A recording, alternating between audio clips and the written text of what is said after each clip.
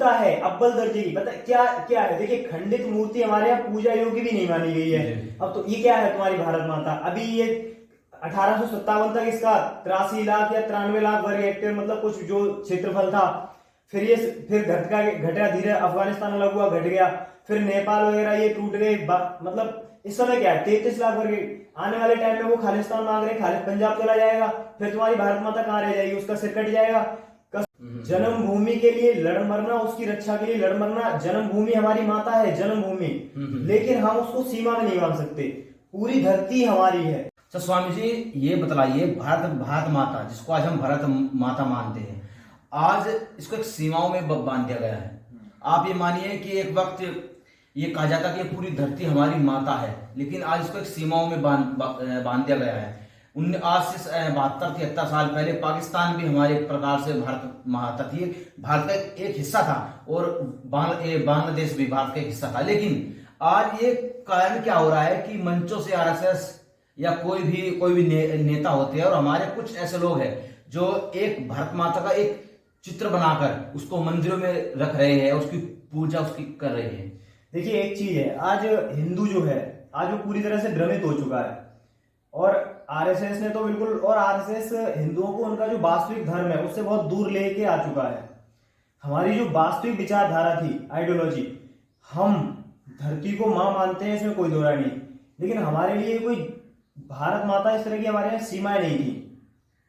हमारे लिए पूरी धरती ही माता है, जननी जन्मभूमिश्च, मतलब ये धरती, संपूर्ण धरती हमारी माता थी, और हमारे लिए कोई सीमाएं नहीं बनी थी इस तरह की। और सही मायने में अगर देखा जाए तो आज जो हमारी प्राचीन विचारधारा थी भूमि के बारे में, उस विचारधारा को इस्लाम ने अडॉप्ट कर लिया है, और इसीलिए वो छोटे धीरे धीरे करके वो जिन्हें इस्लामिक राष्ट्र कहा जाता है वो वास्तव में इस्लामिक राष्ट्र नहीं है, वो पूरी पृथ्वी को इस्लाममय करने की लक्ष्य की तरफ है। इसी प्रकार कभी हमारे पूर्वजों ने पूरी पृथ्वी को सनातनमय किया था, पूरे विश्व में अगर सनातन था तो वही, और उसको धरती के मामले में जो उम्मत का कॉन्सेप्ट इस्लाम में है, ये उम्मत का कॉन्सेप्ट इस्लाम का नहीं है, ये कॉन्सेप्ट उन्होंने सनातन से चुरा लिया है। और आपने देखा होगा उनमें वतन परस्ती जो है वो उनमें जायज नहीं है, इस्लाम में है ही नहीं वतन परस्ती। उसमें तो यही कहा है कि भाई मजहब यानी दीन, और ये हमारे धर्म में था, सनातन में था कि भाई जहां भी हम रहेंगे, धरती के किसी भी कोने में हम रहेंगे, तो अगर हम सनातनी है तो फिर वो सनातन भूमि है, ये हमारा कॉन्सेप्ट था कहीं का भी। लेकिन अब 47 के बंटवारे या 1925 में जब आरएसएस पैदा हुआ तो उन लोगों ने विचारधारा बनाई कि भारत माता कोई नक्शा एक लेके चलते हैं, और इस भारत माता के नक्शे का कितना मतलब छीछा लेकर होती है, रोज ही खंडित होती है। कभी इसका पाकिस्तान कोई अंग काट के ले जाता है, कभी चाइना, कभी भारत माता का ये अंग छीन लेता है, कभी वो छीन लेता है। तो भारत माता देखिए भ्रमित हो गए हम राष्ट्रवाद के नाम पे। हमें प्योर केवल धार्मिक होना चाहिए, कट्टर धार्मिक। हम जो कॉन्सेप्ट हमारा होना चाहिए था कि जिसने वैदिक धर्म को जो स्वीकार नहीं करेगा उसे धरती पे रहने का अधिकार नहीं है। वो उस चीज को लोग बेशक गलत कहें, लेकिन ये गलत नहीं है। इस चीज पे इस्लाम चला था, और आज कहीं ना कहीं इस पे सिख बढ़ रहे हैं इसी चीज के लिए। समझ रहे हो आप? तो ये कॉन्सेप्ट जो है ये हमारे सनातन का था, और इसको इस्लाम ने अडॉप्ट कर लिया कि पूरी दुनिया, और वो इसीलिए पूरी धरती को एक दिन उनका राज पूरी धरती पे आएगा जिस कॉन्सेप्ट को वो लेके आगे बढ़ रहे हैं। तो भारत माता नहीं, पूरी धरती हमारी माता है, और हम इसीलिए भ्रमित होते हैं। अब देखिए हमारे लोग हिंदू राष्ट्र की बात कर देते हैं, फिर कहते हैं भैया हम तो सर्वधर्म संभाव वाले लोग हैं। भैया काय के सर्वधर्म, इतने बौद्धिक लोग होके और बिल्कुल मूर्खतापूर्ण बात कर जाते हैं। भाई सर तुम धर्म का ज्ञान ही नहीं जानते। धर्म से मतलब क्या है? इस्लाम की आइडियोलॉजी में स्पष्ट है कि या तो इस्लाम कबूल करो, अन्यथा यू विल बी रिजेक्टेड, तुम धरती से रिजेक्ट कर दिए जाओगे, खत्म कर दिए जाओगे। यही ईसाइयों का भी है कि हम एक सीमा तक तुमसे दोस्ती रखेंगे, और जैसे ही हम इस स्थिति में आएंगे या तो तुम्हें ईसाई बनना पड़ेगा, या अपनी तुम्हें जमीन छोड़ के भागना पड़ेगा, या फिर हमें हमारा हिस्सा देना पड़ेगा। यही है, सभी का कॉन्सेप्ट यही है। लेकिन हिंदुओं के धर्मगुरु और बड़े बड़े धर्मगुरु जो हिंदू राष्ट्र मांगते हैं, पता नहीं क्या सर्वधर्म संभाव पता नहीं कहां से घुसेड़ लेते हैं भारत माता के। तो ये जो कॉन्सेप्ट है ये बिल्कुल झूठा है, गलत है और धोखा है। भारत माता का कॉन्सेप्ट जो आरएसएस ने स्थापित किया ये धोखा है। पूरी धरती हमारी है, और धरती पे जितने भी सनातन को मानने वाले भी भाई बंधु हैं, ये हमारे गुरुजी भी कहते हैं भाई बंधु हैं, तो यही कॉन्सेप्ट होना चाहिए कि पूरी धरती हमारी माता है। हम धरती पे जहां पे जिस समय है वो हमारी है, हमारी माता है, वो हमें पाल रही है, कोई भारत सीमा में नहीं बांध सकते। ये पूरी पृथ्वी ही सनातन का राष्ट्र है। वसुधैव उस कुटुंबकम की बात केवल इसलिए हुई थी कि पूरी पृथ्वी पे सनातन, अगर जहां पर सनातन नहीं है, वो कुटुंब का हिस्सा नहीं है, फिर हमारा दायित्व बन जाता है कि हम उसे अपने कुटुंब का हिस्सा बनाएं, उसे दोबारा से सनातन बनाएं। ये है वसुधैव कुटुंबकम की परिभाषा। ये है कि पूरी पृथ्वी में यदि सनातन है, सनातन धर्म के मानने वाले लोग हैं, महादेव के मानने वाले लोग हैं, तो ही वो वसुधैव कुटुंबकम है। अगर सनातन को मानने वाले लोग नहीं है, रामकृष्ण को मानने वाले लोग नहीं है, तो फिर वो कुटुंब का हिस्सा नहीं है। फिर हमारा दायित्व है कि हम उन्हें रामकृष्ण की परिपाटी पर लेके आए, महादेव को मानने के लिए उन्हें बाध्य करें और उसे दोबारा से अपने कुटुंब का हिस्सा बनाए। वो पूरी पृथ्वी को सनातन के नीचे जब हम दोबारा कर लेंगे, तभी ये वसुधैव कुटुंबकम होगी, चरितार्थ होगा ये सब। जब तक पूरी पृथ्वी एक राष्ट्र के रूप में एक धर्म के नीचे नहीं आ जाती, तब तक ये वसुधैव कुटुंबकम नहीं है। जी, यानी जो आरएसएस अपने मंचों पर भारत माता का जो फोटो के रूप में जो उनका एक चित्र लगाता है, आप उसका खंडन करते हैं?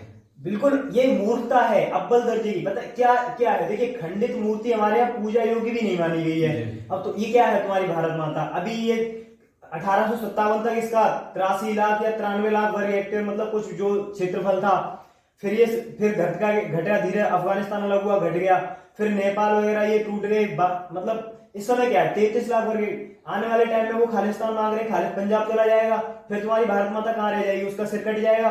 कश्मीर चला जाएगा, सिर कट उसका कट जाएगा, अंग को एक एक भारत। तो ये खंडित, ये केवल एक झूठ है। मैं इस कॉन्सेप्ट को स्वीकार नहीं करता, मैं केवल धर्म के कॉन्सेप्ट को स्वीकार करता हूं, और यही हमारे पूर्वजों की देन है। अगर हम अब तक एक सर्वाइवल कर पाए पूरे विश्व में, हमारा करोड़ों वर्षों का इतिहास है, तो पूरी पृथ्वी जन्मभूमि है, इसमें कोई दोहराई नहीं है। जन्मभूमि के लिए लड़ मरना, उसकी रक्षा के लिए लड़ मरना, जन्मभूमि हमारी माता है, जन्मभूमि। लेकिन हम उसको सीमा में नहीं बांध सकते। पूरी धरती हमारी है। जी जी जी, पूरी धरती। जी, यानी आप राष्ट्रवाद और धर्म, आप धर्म को कह रहे हैं कि धर्म हमारे लिए सर्वोच्च है। लेकिन स्वामी जी, अब ये प्रश्न यहाँ पर ये होता है। जी जी जी जी जी, राष्ट्र यदि शरीर है तो धर्म उसकी आत्मा है, और आत्मा के बिना शरीर का क्या कार्य है? गल जाएगा, सड़ जाएगा, नष्ट हो जाएगा। फिर धर्म आत्मा है और राष्ट्र एक शरीर है, भौतिक चीज है। राष्ट्र जमीन, राष्ट्र किनसे बनता है? वहां के जो लोग हैं उनसे बनता है, और लोगों की जो विचारधारा है, लोगों का जो धर्म है, वह राष्ट्र है। अगर लोग इस्लामिक हैं तो राष्ट्र इस्लामिक है, लोग यदि हिंदू है तो राष्ट्र हिंदू है, लोग यदि सिख है तो राष्ट्र सिख है, लोग यदि ईसाई है तो राष्ट्र ईसाई है। राष्ट्र क्या है? ये कि एक भूमि का टुकड़ा है, और वहां जो धर्म है उसी धर्म से वह राष्ट्र है। इसलिए धर्म आत्मा है और राष्ट्र केवल एक शरीर है, भौतिक शरीर है। तो आत्मा के बिना शरीर का कोई अस्तित्व नहीं होता, इसलिए धर्म के बिना राष्ट्र का कोई अस्तित्व नहीं होता। स्वामी जी, अगर हम धर्म को अगर हम सर्वोच्च रखेंगे, मैं एक उदाहरण देता हूँ आपको अफगानिस्तान का। अफगानिस्तान में राष्ट्रवाद नहीं है, ऐसा कई लोग कहते हैं। उन्होंने धर्म को सर्वोच्च माना, और आज उसी के बलबूते पर अफगानिस्तान में, सीरिया में, लीबिया में क्या हो रहा है। तो कहीं ना स्वामी जी, मुझको ही लगता है, मैं अपना ये देखिए, राष्ट्रवाद धर्म के साथ होना जरूरी है। नहीं, इस्लामिक, किसी भी इस्लामिक कंट्री में चले जाओ, वो जो भी इस्लामिक कंट्री है वो उनका राष्ट्र तो है, लेकिन उनके लिए वो राष्ट्र उतना महत्वपूर्ण नहीं है जितना कि मजहब है। जब वो अपने धर्म से प्यार करेंगे तो राष्ट्र तो स्वतः बन जाएगा। जी जी, देखो, राष्ट्र बिल्कुल, मैंने आपको बता दिया, शरीर है। यदि आत्मा इस शरीर में उपस्थित है तो शरीर की चिंता करने की आवश्यकता ही नहीं है, राष्ट्र की चिंता करने की आवश्यकता ही नहीं है। और यदि आप शरीर की तो चिंता कर रहे हैं और आत्मा इसको छोड़ के चली जाए, तो इसे कहाँ रखोगे? इसमें फ्रिज में रख लोगे, मम्मी बन के रह जाएगा, और एक समय आके ये सड़ के मर जाएगा, खत्म हो जाएगा। इसलिए राष्ट्र की चिंता करने की आवश्यकता ही नहीं है। आत्मा की चिंता करो, धर्म की चिंता करो। धर्म अगर तुमने सुरक्षित कर लिया, राष्ट्र तो अपने आप सुरक्षित हो जाएगा, चिंता ही नहीं। धर्म बचा लो। धर्म, यदि इस्लामिक लोग यही करते हैं, वो केवल इस्लाम के लिए सर्वाइव करते हैं। उन्होंने अरब हो, अफगानिस्तान हो, सीरिया हो, ईरान हो, वो बात ही नहीं करते राष्ट्र की। वो तो एक पार्टिकुलर जमीन का टुकड़ा मानते हैं किसी भी जगह को, और कहते हैं हमें यहाँ इस्लाम लेके आना है, और जिस समय वहां इस्लाम स्थापित करते हैं, वो अपने आप इस्लामिक राष्ट्र बन जाता है। बताइए आप मुझे, यही तो है। आप जो बात कह रहे हैं उसका ये उत्तर है, और पता इसके अलावा अन्यथा हो तो आप मुझे बताओ। इस्लाम आज सनातन की जो पुरातन वैल्यू थी उसके हिसाब से वो कार्य करने लगा है। उसने कहीं ना कहीं हमारे पूर्वजों का जो ज्ञान था, हमारी जो वॉरफेयर स्ट्रेटजी थी, हमारे जो लड़ने के तरीके थे, उनको उन्होंने अडेप्ट किया। और उन्होंने ये आज से नहीं किया, उन्होंने ये 7वीं 8वीं शताब्दी से ही उन्होंने शुरू कर दिया। उन्होंने भारत में आए, पहले जब उन्होंने हम पे आक्रमण किए 636 ईस्वी में उन्होंने प्रथम आक्रमण किया, 711 ईस्वी में उन्होंने हम पे प्रथम विजय मिली। 75 साल लगातार उन्होंने हम पे आक्रमण किए, 150 से अधिक। तब 75 सालों के बाद उन्हें हम पर प्रथम विजय मिली, वो भी धोखे से। और उसके बाद भी फिर वो एक दोबारा पराजित हुए बुरी तरह से। बप्पा रावल, मेहरभोज, नागभट्ट, आपने नाम सुने होंगे वीरों के। फिर उन्होंने क्या किया, उन्होंने हमारी धार्मिक नीति को पढ़ा, उन्होंने यहाँ के संस्कृत सीखी, और उन्होंने संस्कृत सीखे हमारे सभी मुख्य ग्रंथों का, धार्मिक ग्रंथों का अपनी भाषा में अनुवाद किया। फिर उनमें मिलावट की, और उसके बाद फिर उन्होंने हमारे जो ज्ञान के केंद्र थे सुनियोजित तरीके से, सबसे पहले उन्होंने हमारे ज्ञान के केंद्रों को नष्ट किया। तक्षशिला, नालंदा, विक्रमशिला, उद्दंडपुर, काशी, ऐसे बड़े बड़े विश्वविद्यालय उन्होंने नष्ट किए। और उस स्ट्रेटजी से उन्होंने फिर हमें ही, हमारा जो वॉरफेयर था, हमारे लड़ने का जो तरीका था, हमें उससे वंचित कर दिया। और हमारे तरीके सीख के आज वो हमसे लड़ रहे हैं। मदरसा क्या है, हमारी गुरुकुल पद्धति पे किया गया उनका एक वो है, और हम बिल्कुल गुरुकुल पद्धति से दूर जा चुके हैं। हमारे लोग बात तो करते हैं कि हम ये है वो है, लेकिन हमारे जितने भी लोग हैं, चाहे वे हिंदुवादी संगठन हो, चाहे वे हिंदुवादी लोग हो, कोई भी हो, सबके बच्चे कॉन्वेंट विद्यालय। देखिए, मुझे कॉन्वेंट विद्यालयों से नफरत नहीं है, वहां से बिल्कुल भी हम अपने धर्म के प्रति जागरूक होते हैं, हमारे अंदर टीस होती है। लेकिन धर्म के लिए कार्य करने की जो प्रणाली हम गुरुकुल में सीख सकते हैं, वो कॉन्वेंट स्कूल में अपने राष्ट्र के लिए कैसे कार्य करना है, अपने समाज के लिए कैसे कार्य करना है, जो चीज हम गुरुकुल में सीख सकते थे, पहले हमारे पूर्वज सिखाते थे, कॉन्वेंट स्कूल में, पब्लिक स्कूल में हमें वो कभी शिक्षा नहीं मिल सकती। ये बात अलग है कि कॉन्वेंट विद्यालय में हम पढ़े, फिर भी हम हिंदू हैं तो हिंदू रहेंगे, वो एक अलग चीज है। लेकिन एक योद्धा में और एक आम नागरिक में जो अंतर होता है, वो अंतर हमेशा रहेगा। अगर आपको अपने धर्म का योद्धा बनना है, तो हमें हमारी प्राचीन गुरुकुल पद्धति की तरफ दोबारा लौटना होगा। और एक आम कट्टर हिंदू बन के अगर हम रह जाए, तो हमें कॉन्वेंट स्कूल में पढ़ने से भी हमें कोई समस्या नहीं होगी, क्योंकि आज भी पढ़ रहे हैं। तो ये चीज, मदरसा जो है वो हमारी प्राचीन पद्धति को उन्होंने स्थापित किया है, और उसमें वो व्यभिचार करते हैं, लेकिन फिर भी क्योंकि उन्होंने स्थापित किया है, वो उनकी एक सफल मॉड्यूल है, सफल नीति है। जी स्वामी जी, आप जानते होंगे भगत सिंह शहीद आजम भगत सिंह, जिसको शहीद आजम का नाम दिया गया, उनके कहते थे कि मैं नास्तिक हूँ, और वे किसी धर्म को नहीं मानते, लेकिन आज भी उनको लाखों फॉलोअर्स, मतलब लाखों लोग उनका सम्मान करते, उनको मानते करोड़ों लोग हैं, और वे कहीं ना कहीं भी राष्ट्रवाद की परिभाषा को मानते थे। इसको आप झुठला नहीं सकते। राष्ट्रवाद हिटलर के अंदर भी था जी। अगर हिटलर ने धर्म को समझा होता, तो हिटलर इतना नृशंस कभी नहीं हो पाता। हिटलर जो था राष्ट्रवादी भी था। और भगत सिंह की आपने बात की, तो देखो, भगत सिंह जो है, उनका परिवार, उनके परिवार के उनके सभी लोग, और इवन भगत सिंह भी एक समय तक मतलब आर्य समाज से जुड़े हुए थे। गायत्री मंत्र का उन्होंने बड़ा वाचन किया, फिर आगे चल के वो नास्तिक। और ये देखो, ये किसी का भी व्यक्तिगत अधिकार है। भगत सिंह को मैं भी मानता हूं, लेकिन इसलिए क्योंकि वो जमीन की एक भूमि के एक हिस्से के लिए वो लड़े, भारत के उससे एक हिस्से के लिए लड़े, धार्मिक नहीं थे। यदि भगत सिंह धार्मिक होते उस समय, तो भगत सिंह वो कार्य करके जाते कि आज हमें हमारे इस देश के न टुकड़े होते, और हम तो ये जो बैठे हुए हैं दुर्दशा में, ये दुर्दशा नहीं होती। सोचो, अगर भगत सिंह धार्मिक होते, तो उसी समय वो हिंदू राष्ट्र के लिए लड़ते।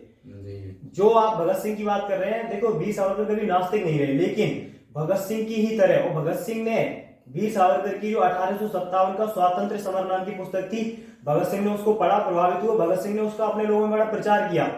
और स्वातंत्र समर में वीर सावरकर ने हिंदू मुस्लिम एकता की बातचीत की है, और 1857 में हिंदू मुस्लिमों ने कैसे अंग्रेजों से लड़ाई लड़ी, उसका बड़ा अच्छा उन्होंने इतिहास दोहराया है। तो इससे भगत सिंह प्रभावित हुए। तो भगत सिंह यदि धार्मिक होते, या वो सनातनी होते, या उन्होंने भारत की आत्मा को समझ लिया होता, तो भगत सिंह जो आज है उससे कहीं अधिक बेहतर होते। और राष्ट्र के सामने आज जो समस्या है कि हमारे पास एक भी टुकड़ा नहीं है, ये समस्या नहीं होती। भगत सिंह, सुभाष चंद्र बोस, इन सबसे वही गलतियां हुई हैं। हालांकि वो हमारा विषय नहीं है, और उस पर विवाद उठ जाएगा, मुझे कोई समस्या नहीं विवाद से, लेकिन वो नास्तिक थे। अंत अपने एक जीवन के मतलब एक पहलू पे आकर वो नास्तिक बन गए थे। और उनके जो प्रश्न है, उनका वो एक पत्र है, मैंने उसको पढ़ा है, तो उनके जवाब दिए भी जा सकते हैं। लेकिन कोई भी व्यक्ति नास्तिक होता है, आस्तिक होता है, एक अलग विषय है। लेकिन भगत सिंह जो थे, वो अपने, उनके जो पूर्वज थे, उनका पूरा परिवार जो था, वो एकदम उस समय, और उस समय परिस्थितियां ऐसी थी, उस समय परिस्थितियां थी कि ये जो भूमि थी जिसे हम भारत कहते हैं वो एक तरह से शत्रुओं की गुलाम थी, पहले इस्लामिक भेड़ियों की, उसके बाद अंग्रेजों की। तो उस समय जो परिस्थिति आंदोलन चल रहा था, युद्ध चल रहा था, उसी में वो शामिल हो गए। यदि भगत सिंह धार्मिक होते और उस चीज को वो धर्म के रूप में समझते कि हम पे इस्लामिक लोगों ने कैसे अत्याचार किया एक मजहब के रूप में, भगत सिंह को इस चीज का ज्ञान नहीं था, ये मैं कहूंगा। तो अगर था भी तो उन्हें बहुत छोटे लेवल पे था, कुरान का उन्हें ज्ञान नहीं था कि इस्लाम की आइडियोलॉजी वास्तव में। उन्होंने केवल महाराणा प्रताप, भगत सिंह महाराणा प्रताप से बहुत अधिक प्रभावित थे और अपने बाल्यकाल में, स्कूली समय में भगत सिंह जो थे वो महाराणा प्रताप का रोल भी किया करते थे। तो ये सब तो उन्हें पता था कि महाराणा प्रताप है, शिवाजी महाराज है, ये लोग हमारे पूर्वज जो है शत्रुओं से लड़े हैं। लेकिन इस्लाम की बेसिक नॉलेज जो आज हम लोगों को है, हमारे पूर्वजों को, खासकर भगत सिंह हो, सुभाष चंद्र बोस हो, या इसलिए हम जाए तो मेरे हिसाब से मुझे लगता है उन लोगों को नहीं थी। क्योंकि अगर उन लोगों के इस्लाम की जो बेसिक नॉलेज आज हमें पता चल रही है उन लोगों को पता चलती तो इस्लाम को वो लोग खत्म कर चुके होते। क्योंकि हमारे पूर्वज बड़ी शक्तिशाली, भगत सिंह, महाराणा प्रताप, शिवाजी महाराज, अगर लोगों को ये सारी चीजें पता चलती तो वो डिस्ट्रॉय कर देते, इस्लाम को खत्म कर देते। यानी आप इस्लाम की इस विचारधारा का सहमत करते हैं कि इस्लाम को मानने वाले भारत माता की विचारधारा को नहीं मानते, वे राष्ट्रवाद नहीं मानते। सुनिए, मैं इससे सहमत नहीं करता, मैं कौन होता हूँ सहमत होने वाला। ये उनका जो लॉ है, शरीयत है, उनकी जो कुरान है, उनकी जो हदीसें हैं, उसमें ये कॉन्सेप्ट है उम्मत। जी, उम्मत मतलब इस्लाम के लिए कार्य करना, जमीन देखो और इसका उनका प्रमाण भी है। दारुल हरब, दुनिया को वो दो हिस्सों में बांटते हैं। एक पूरी दुनिया की, पूरी धरती को उन्होंने दो हिस्सों में बांटा हुआ है। एक वो जगह जहां इस्लाम पूरी तरह से हो चुका है, केवल मुसलमान है, और दूसरी जगह वो जहां मुसलमान नहीं है। तो अब जो जगह मुसलमान, वो तो दारुल अमन हो गया, दारुल इस्लाम यानी इस्लाम के हिसाब से वो शांति की जगह हुई। हालांकि वहां कभी शांति होती नहीं है, लेकिन वो उनके हिसाब से वो शांति की जगह हो गई। अब उनके लिए युद्ध का मैदान कौन बचा? दारुल हर्ब, यानी जहां मुसलमान या तो कम है, या वो आधिकारिक रूप से मुसलमान देश नहीं है, या वहां जो है गैर मुस्लिम लोगों की आबादी है, गैर मुस्लिम लोगों का राष्ट्र है। तो जाहिर सी बात है, फिर उनका दायित्व है कि भाई जो दारुल इस्लाम हो गया वो तो हमारा हो गया, अब वो इस्लामिक राष्ट्र बने या पूरा एक ही हो जाए पूरी, और उसको वो खलीफत कहते हैं। जितने जहां भी इस्लामिक देश है वो पूरा उनका एक खलीफत है, पूरा एक स्ट्रक्चर है, उस पर कभी फिर बात करेंगे। लेकिन जो दारुल हर्ब होता है उसमें फिर उन्हें युद्ध करना, प्रत्येक मुसलमान का दायित्व है कि दारुल हर्ब जहां भी धरती पे है वहां मुसलमान जाएं, बसें और उस जगह को इस्लामिक बनाने के लिए युद्ध करें। और उसके लिए उन्हें शत्रु को किसी भी प्रकार से छलावा देना हो, धोखा देना हो, वो उसे धोखा दे। यहां तक कि शत्रु को विश्वास में लेने के लिए यदि उन्हें अपने एक दो लोग मरवाने पड़े तो वो उसको मार देते हैं। ये कॉन्सेप्ट है उनका, और यही हमारा कॉन्सेप्ट होना चाहिए अगर हम सरवाइव करना चाहते हैं। क्योंकि इस्लाम वो कहते हैं दारुल अमन, लेकिन वो कभी वहां शांति नहीं है, आप जानते हैं। क्योंकि इनके आपस में 73 फिरके हैं, ये आपस में लड़ेंगे मरेंगे, और फिर अगर एक मुसलमान भी रह जाएगा तो वैचारिक तौर पे वो खुद से ही लड़ता रहेगा। लेकिन यदि विश्व में शांति होनी चाहिए, शांति हो सकती है, या विश्व को शांति, या विश्व को ही नहीं, संपूर्ण पूरी प्रकृति के जितने भी जीव जंतु हैं उनको कोई संरक्षण दे सकता है तो वो केवल सनातन है, सनातन धर्म है, वैदिक मान्यताएं हैं, हमारे जो वेदों में लिखा हुआ है वे हैं। उसके अलावा दूसरा ऐसा कोई पंथ इस धरती पे नहीं है जो पूरी पृथ्वी का संरक्षण कर सके। हम प्रकृति पूजक इसीलिए कहे जाते हैं क्योंकि हम प्रकृति का संरक्षण करते हैं, प्रकृति की रक्षा करते हैं, और इसीलिए हम प्रकृति की प्रत्येक चीज को इतना सम्मान देते हैं, उसे देवी रूप में मान लेते हैं ताकि उसका दोहन ना हो। क्योंकि आप, जाहिर सी बात है, मैं और आप, यदि आप मैं भगवा वस्त्रों में बैठा हूं, आप मेरा सम्मान कर रहे हैं, आप मुझसे बहुत अच्छे से बात करेंगे, और ये मेरे पास भगवा वस्त्र ना हो, आप मुझे एक सम्मान की दृष्टि से ना देखें तो आप मुझसे अच्छे से बात नहीं करेंगे, आप मुझसे तू या अपमानजनक शब्दों का प्रयोग करेंगे। इसीलिए किसी को सम्मान देने का अर्थ होता है उसका रक्षण करना, या उसके जो मनोभाव है उनको मतलब उच्च स्तर का बनाए रखना। इसी तरह से प्रकृति का भी है। हमारे पूर्वजों ने ये व्यवस्था स्थापित की कि यदि हम प्रकृति से जो कुछ लेते हैं उसका हम प्रकृति को धन्यवाद देंगे, उसके लिए हम प्रकृति का सम्मान करेंगे या उसको पूजेंगे, क्योंकि वो सब प्रकृति ईश्वर की बनाई हुई है। तो कहीं ना कहीं हमारे लोग बच्चों में उसके प्रति सम्मान रहेगा और उसका संरक्षण होगा। हम केवल पृथ्वी का उतना ही उपभोग करेंगे जितनी की हमें आवश्यकता है। ये हमारे पूर्वजों का विचार था। लेकिन दूसरी जो विचारधारा है, जैसे आप दारुल अमन जो अपने आप को कहती है इस्लाम, देखा है वो प्रकृति के दोहक हैं। वो जीवों का जो अन्य पशु पक्षी हैं, एक केवल सूअर को छोड़ के उनके मांस को अपनी जीव का स्वाद समझते हैं और इसके लिए उनका वो दोहन करते हैं। बहुत सारी चीजें हैं। तो ये था सारा। तो देखिए, राष्ट्र के पूरा राष्ट्र ये धरती है हमारे हिसाब से, कोई भारत माता नहीं है। भारत माता अगर है तो पूरी धरती है। पृथ्वी, इसका नाम पृथ्वी क्यों है? इस धरती का धरित्री जो है इसका नाम पृथ्वी इसीलिए है कि उस पृथ्वी के, पूरी पृथ्वी के शासक हमारे पूर्वज पृथु थे, महाराजा पृथु, जिन्होंने संपूर्ण पृथ्वी पे शासन किया। तो इसलिए कहते थे पृथ्वी, यानी पृथु की, जिसका पृथु ने भोग किया, यानी जहां पर पूरी पृथु ने पूरी संसार पे जिस पर शासन किया, इसलिए यानी पृथु की। तो ये हमारे को इतना क्लियर होना चाहिए, इस धरती पे कोई सर्व धर्म संभव नहीं, केवल धर्म एक है सनातन। और हमारे धर्मगुरु मूर्ख बना रहे हैं हमें। और देखिए जो कॉन्सेप्ट क्लियर है, आप देख लिए अभी खालिस्तान में वे लोग कितने क्लियर हैं। उनका एक 29 ईयर्स ओल्ड जो लड़का है, मेरी उम्र का, ये आपकी उम्र का है, अमृतपाल सिंह, हाँ, वो उसके पीछे है। और वो हमसे, और मैं ये लिख के देता हूँ, उन्हें खालिस्तान वो ले लेंगे और नहीं लेंगे तो लड़ लेंगे, लड़ते रहेंगे वे, और लड़ाई उनकी चलती रहेगी। लेकिन हमारे लोग, हमारे धर्मगुरु हमारे लोगों को भ्रमित कर देते हैं। उन्हें मतलब हमारे विलासी हैं ये मंच पे बैठ के इन्हें बकवास करनी है, इन्हें सुविधा भोगी है, ये संघर्ष करना नहीं चाहते हमारे धर्मगुरु जो आज के हैं। इन्हें अपना कोई सनातनी इनके मंच पे पहुंच जाए तो ये बड़े प्रोटोकॉल उसके लिए धारण कर लेते हैं। लेकिन दिल्ली के अंदर मंचों पे ये मौलाना मदनी के पैरों में बैठकर, वो जो गाय का मांस खा रहा है, जो भैंसे का मांस, मतलब उसे छूना भी मतलब हमारे लिए मलेच्छ है, वो गंदा है, उसके पैरों में बैठ के ये उसका भाषण सुनते हो, वहां से बकवास सुन के चले आते हैं। तो ये धर्मगुरु वास्तव में भ्रष्ट गुरु है। बहुत बहुत धन्यवाद स्वामी जी। हर हर महादेव, आपकी जय हो गुरु भाई।